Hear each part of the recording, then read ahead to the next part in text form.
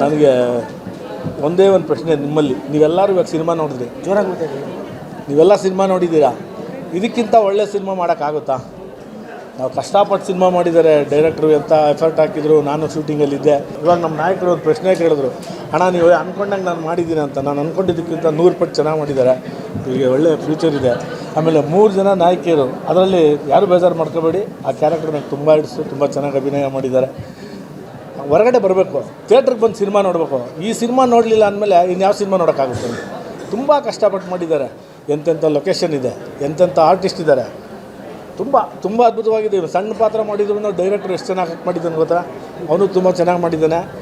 ದಯವಿಟ್ಟು ಕನ್ನಡಿಗರಿಗೆ ಎಲ್ಲರಿಗೂ ನನ್ನ ಮನವಿ, ಎಲ್ಲರೂ ದಯವಿಟ್ಟು ಹೊರಗಡೆ ಬನ್ನಿ, ಥಿಯೇಟ್ರಲ್ಲಿ ಸಿನಿಮಾ ನೋಡಿ, ಕಲಾವಿದರನ್ನ ಆಮೇಲೆ ಟೆಕ್ನಿಷಿಯನ್ಸ್ನೆಲ್ಲ ಇಂಪ್ರೂವ್ ಮಾಡೋದಕ್ಕೆ ಒಂದು ದಾರಿ ಮಾಡಿಕೊಡಿ. ದಯವಿಟ್ಟು ಎಲ್ಲರೂ ಬಂದು ಥಿಯೇಟ್ರಲ್ಲಿ ಸಿನಿಮಾ ನೋಡಿ.